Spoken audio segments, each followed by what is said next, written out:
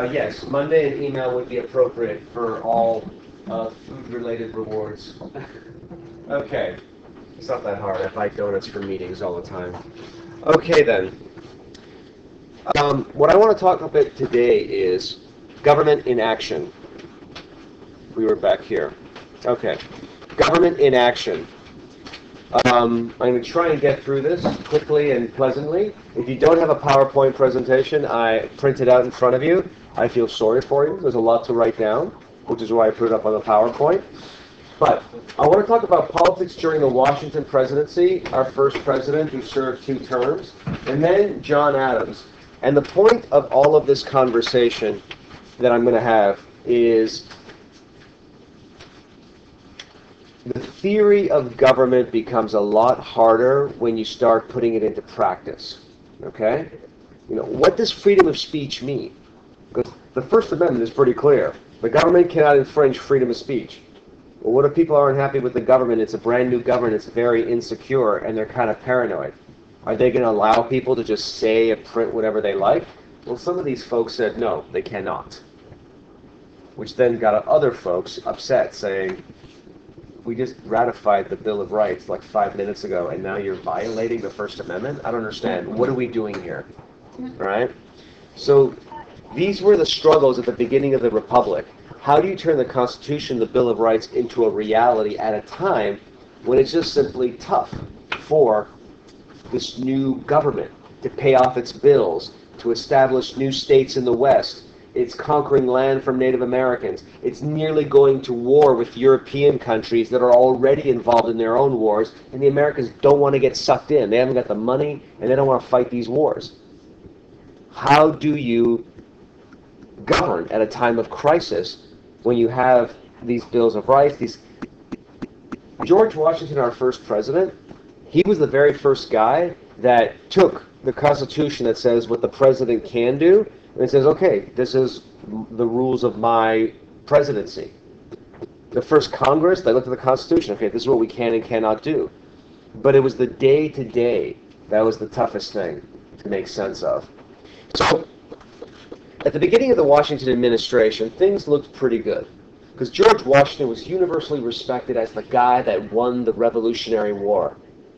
He was the general that won the Revolutionary War, and he was universally loved by North and South, East and West, etc. Even though he was a slaveholder, Northerners didn't care. He was the guy that brought us independence.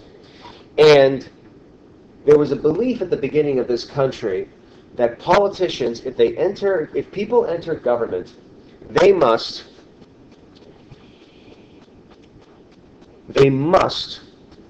get rid of all their personal selfish interests and must only think about what is good for the entire community. So in theory, a politician should vote for a tax even though it would directly affect them, because they're supposed to be thinking about what's good for the community. Which means there should be no such thing as political parties, because political parties are a series of ideas which are different from other political parties. And this, according to the early founding fathers, was selfish.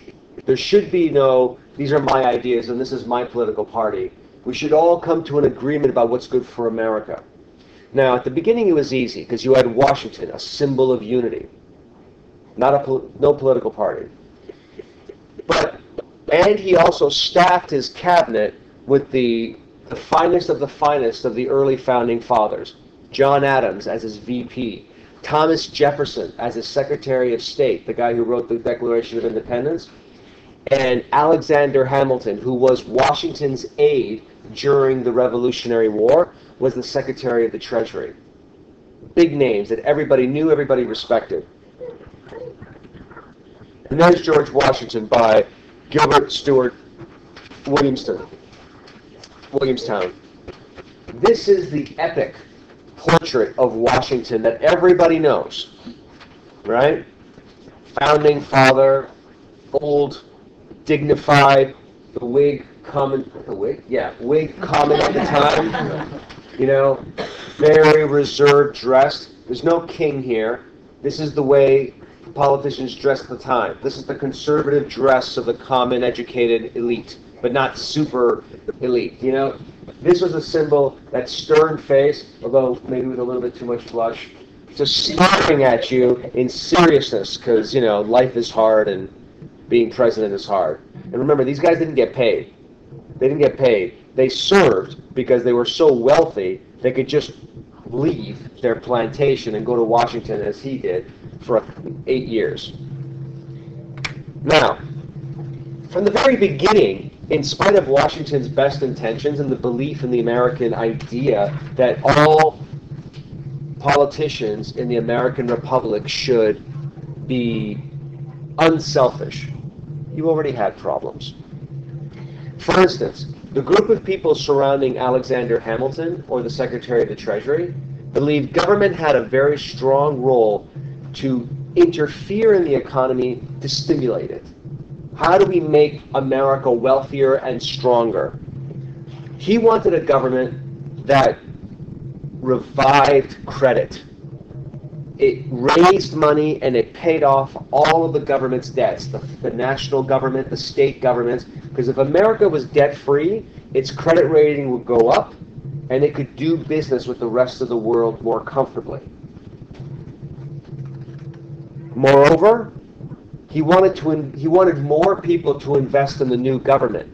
So just like you sell war bonds during war so that people invest in victory, Hamilton wanted people to invest in the government by buying government bonds so that they support the government and the president, etc. And then within 5 years, they'll get back that money plus more. But the thing that Alexander Hamilton pushed for to really strengthen the economy was the creation of a national bank. This one institution that would regulate the currency, regulate regulate interest rates so that banks would follow the lead of the central bank. The local banks would follow the lead of the central bank. Now, to us, that seems commonsensical. We have what is it called? The Federal Reserve, right?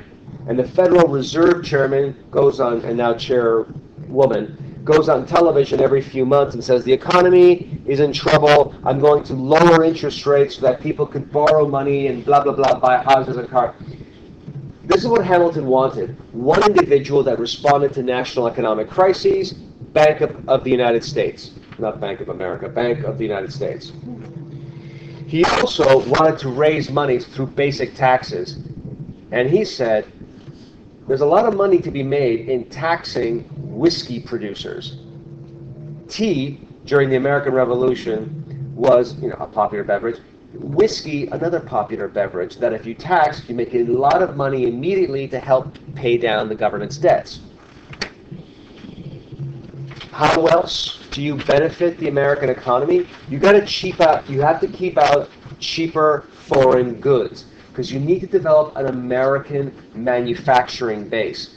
Hamilton's ideas were simple. Unless America makes its own stuff, it will always be weak and dependent on everybody else that they're buying things from, like guns, for instance. All of this big, strong government and all the money they're raising, America needs to found a real, professional, permanent, standing national army that can be used to defend the country against invasion. It could put down domestic uprising, as well as defend against Native Americans. And this was also another revolutionary thing for Hamilton. Whether we like it or not, Britain is our best trading partner. We traded with them before the war, and after the war, when we got shut out of the British Empire, the American economy suffered. We need to make peace with Britain and reopen trade, because if we don't, we will remain poor and weak and open to invasion by other nations. The Americans had just defeated Britain in a war. Few people were interested in hearing, now we have to go and make friends with them. But Hamilton was on the right track. These are the people you have relations with. Forget ideology, forget feelings, what works? Who supported him? Well, the usual people, rich people, financiers, manufacturers, merchants, people that wanted government protection of the American economy against cheap foreign competition, an enforcement of contract laws, a respect for the economy, a benefit for the wealthy. The other side that surrounded themselves against Thomas Jefferson, or called themselves the Jeffersonians, thought that Alexander Hamilton and his people were getting it all wrong. They were pushing America in the wrong direction. For instance, where the Hamiltonians said we must look to Britain and improve relations with Britain and the rest of Europe, the Jeffersonians said, why? We have the entire American continent. We can just spread westward and never have to deal with Europe and those people again. Secondly, the Hamiltonians said government must support industry. The Jeffersonians said, why? We are a predominantly agricultural nation. We have all this land and all these farmers. Government should be supporting farmers. Because if you increase the number of small farmers with their own independent land, you make more voters. You make more supporters of a democratic government. The government's role should be creating more and more small farmers with their own land, their own independence. That's what the government's interest should be. Building a nation of small independent farmers. It should also be a nation of free trade. Do not tax, do not limit trade with other countries. That benefits manufacturers. Like for instance, if you're in Boston and you're a manufacturer of men's clothing, and you can't compete against better British producers, then you tell the government, raise a customs barrier so my manufactured goods can't compete with the British. But if you're a farmer, you're not working in manufacturing, you get screwed because you're paying for more expensive American products because you can't buy the less expensive British products. So they want the government to respect free trade and not a policy that benefits the wealthy manufacturers and financiers, etc. And what really bothered Jefferson was that if Alexander Hamilton created a national army, a permanent standing army, wouldn't this army be used to crush the liberty of the people if the government chose to do so? Right? I know it's a little loud, but we got 15 minutes. Let's just get through this. Now, the supporters for the Jeffersonians were mostly in the South. Plantation, agriculture, etc. And the reason why is because they didn't have debts that the government was going to pay off, according to Alexander Hamilton's plans. They didn't have much industry, so they didn't want protective government tariffs. And there was not a whole lot of bondholders in the South. So they didn't want a stronger government raising taxes so that it could be paying off its bondholders. They just wanted to be left alone. They didn't want to be taxed. They wanted to be left alone in the South. What was the compromise? To accept Hamilton's economic programs where the government benefits industry predominantly, it builds an army, etc. It taxes whiskey producers. The Southerners said, all right, we will vote for Hamilton's economic policies, but you got to give us something. The capital of the city can no longer be, the capital of the country can no longer be New York City, which is where it was when Washington took the oath of office. You got to bring it south. You have to bring it to Maryland. Create the District of Columbia or Washington, D.C. Now you might say, what the hell's the difference whether the capital's in New York City, Philadelphia, or Washington, D.C.? At a time when there was no motorized transportation, the closer the capital was to the south, the easier it was for Southerners to go to the capital, to petition the government, and to stay there year-round. And harder it was for Northerners. And being there was all that mattered. The other reason why divisions started to develop, it wasn't just economics, it was foreign policy. At this time, the French erupted in the French Revolution. The people rose up, executed their king, and attempted to impose on France, by violence, a democratic republic. The same thing that the Americans did in the American Revolution. But the problem is, the French Revolution it involves a much more densely populated country with a long tradition of absolute monarchy. So eliminating absolute monarchy was much harder to do in France than getting rid of the British king was for America. And so the bloodshed was early, and it was epic, the bloodshed of the French Revolution. Thomas Jefferson was very enthusiastic about the French Revolution because he said, this is the people in action demanding their rights, and America must support them. Alexander Hamilton and many of his allies, like George Washington, believed when the people lose control and they start executing their king, that's not democracy, that's anarchy. There's no laws, and if you don't have laws, there's no protection. So now you have this division. Do we support the French or not support the French, in addition to other divisions, the economic ones I just talked about?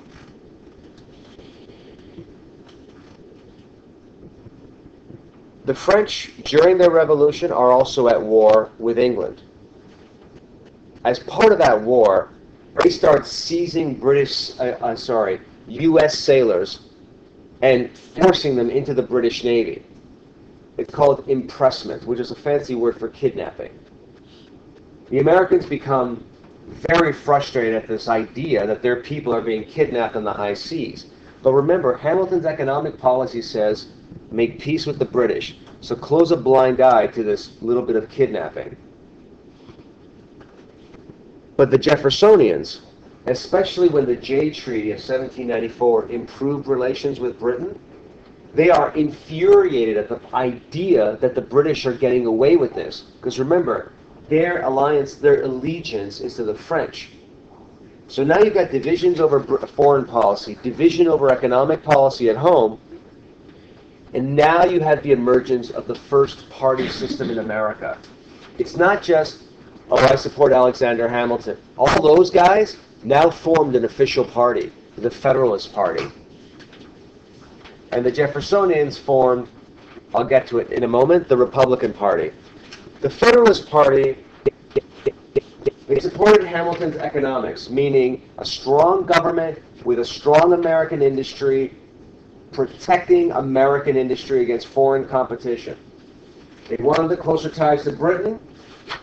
They also believed that the use of the National Army should be used to impose law and order when need be. In 1794, a whiskey rebellion broke out in Pennsylvania. Why? Because this government was taxing whiskey producers. These guys felt it was unfair. They rose up in rebellion. Hamilton used his army to crush the rebellion to impose law and order. They generally believe that although America is a democracy, the wealthy, the educated, the elite should be in political power. All white men get the vote, but only the educated, wealthy elite should make decisions, because they're the ones that know best. The Federalist Party was strongly supported by the wealthy. The Jeffersonians transformed themselves into the first Republican Party, which has got nothing to do with the modern-day Republican Party. This was the Republican Party of the time of Thomas Jefferson. And their beliefs were the exact opposite. They didn't believe that the elites should run everything. They believed whatever decision the people make is fine. There is no anarchy when the people decide, because the people can never be wrong. They also believe that any government that tolerates the division of rich versus poor as just the natural consequence of capitalism is an unfair government. It is an undemocratic government. Government should not just protect people's equality and rights, but also some kind of equality and economic condition. And it's no surprise that the people that supported them, the Southern planters who wanted a government that protected farmers, also small farmers, but increasingly, this is the kicker, urban artisans, skilled workers. Now these guys were in the cities, and you would think that they would want a strong government that protects them from foreign competition, and you would think they would vote for the Federalist Party. They wouldn't, because for them, the Federalist Party was a party of the elite, of the rich, and doesn't represent them. But the Republican Party that believes in the people, them, near the bottom of the socioeconomic ladder, those folks felt the Republican Party was more in their bag. Now, during this time, the Republican Party benefited from a significant change in American politics, which was people got more and more involved in American politics. They showed up to meetings. They bought and read the newspapers, which were very inexpensive, and these newspapers were very inflammatory about why Washington was a great president or just a crappy president.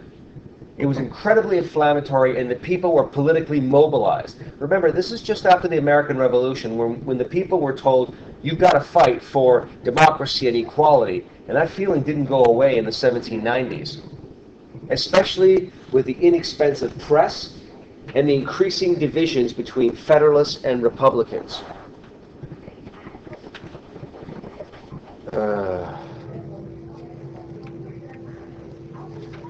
It's during this time when there's a discussion about what does equality mean. The Federalists, to them, equality and freedom is everybody votes, but the elites run the government. The Republicans believe everybody votes, and the people say should be what the government does. But if you're talking about equality and freedom, the discussion of what about women started coming up now. It couldn't be ignored. And so this is when Mary Wollstonecraft, who wrote A Vindication of the Rights of Women in 1792, came out with a rather revolutionary claim at the time that women are not inherently inferior to men or less capable of men. You just don't give women the opportunity because you close off education. Let women have all the education they want, and they'll be exactly as capable as men. Very revolutionary. Judith Sargent Murray went beyond that and simply said that equality can only be guaranteed by education. Now, this taken in conjunction with Republican motherhood, do you remember this? Republican motherhood, that said you need to give women a basic education if you expect them to teach their children the virtues of American democracy. You can see the snowballing of, okay, we'll give women some education, but equality comes from education, and now we're talking about equality, equality, equality. You can see the women's rights movement is just around the corner. In the election of 1796, Washington steps down. He serves 2 terms as president, and he voluntarily goes home because he says it gets too easy to be president. Like, he didn't say these words literally, but what he meant was, it's too easy to be president like me, where everyone loves me, and I could eventually be a dictator of this country because people just keep electing me, electing me, electing me. I am voluntarily stepping down, going home to my farm, plantation, and he set an example for all future presidents. You serve 2 terms, and that's it, because more than that, corruption sets in. This is what every president followed, even though they were not legally told they had to. Nowadays, it's legal. 2 terms and you're done. Back then, presidents followed Washington's example. Now, when Washington left, he made a rather bold statement saying America is best when it ignores the rest of the world, because those are crazy people over there. Let's focus on our own issues and not get sucked into wars in Britain and France and blah, blah, blah, blah. Now, John Adams, the vice president, ran against Thomas Jefferson. So 2 guys in Washington's cabinet ran against each other because they're now 2 separate parties. They belong to 2 separate parties. So the era of everyone gets along is officially over. It's Federalists versus Republicans. Adams wins. Why? Was he a fantastic campaigner? He wasn't. He wasn't actually a very nice man. A few people liked him. But he was Washington's vice president. And Jefferson was still kind of new. Now, Adams beats Jefferson. There's Jefferson. There's Adams. Right? Now, here's the funny thing. Back then, whoever lost in the presidential election had to be the vice president of the guy that won. So Adams beat Jefferson, and Jefferson was now stuck as this guy's vice president. Because that was the law back then, unlike now where when you cast a vote for a president and a vice president of a party, not just two guys, doesn't matter what party, or well, mostly guys, it's never been a woman. Now, John Adams was just unlucky. He was the wrong guy at the wrong time with the wrong personality running the wrong country. So he had one term in office and made all the mistakes anybody could make, which made him lose the election of 1800. For instance, he nearly ended up in a war with France. Now remember, the Republicans felt that France represented democracy, so that alienated the Republican Party. And this is all because the French were now seizing American sailors and interfering with American shipping. John Adams was also very comfortable using the military to crush domestic uprisings, which to the Republicans made them feel as if democracy is being attacked at the hands of soldiers, paid for by the taxes of the American people. The Alien and Sedition Acts were laws meant to limit the recent immigrants in America from becoming citizens, because they were all radical. So that seemed like an attack on democracy. And the Sedition Act specifically said you are not allowed to criticize the government in print. This became law in 1798. The Republicans thought, we just passed the Bill of Rights. And now you're passing a law that outlaws criticism of the government? So what you end up having in the election of 1800 is the Federalists accused, because Adams and Jefferson ran against each other, the Federalists accused the Republicans of being anarchists, unsafe, unstable, let the people do whatever they want, untrustworthy. But since the people were the voters, that wasn't a really good strategy. Whereas the Republican strategy under Thomas Jefferson was, vote for Jefferson, you vote for democracy. You vote for protection of your civil rights. You vote for equality. You vote for a government that represents all the people and not just the rich people. It is no surprise that Jefferson absolutely clobbered Adams in the election of 1800. He just clobbered him. He took the entire South, plus, do I have the map? Because I love maps. Yes, I do. Jefferson took the entire South, which was easy because he's Southerner, slaveholder, pro-farming, but he also took Pennsylvania, where the Whiskey Rebellion was taking place, which John Adams had crushed with the military. Plus, he also took New York. As you can see, the Federalists were stuck in the Northeast. I'm going to end it there because it's right at 6:45. Bring up your Bill of Rights homework, and I will see you on next Tuesday. Enjoy your weekend.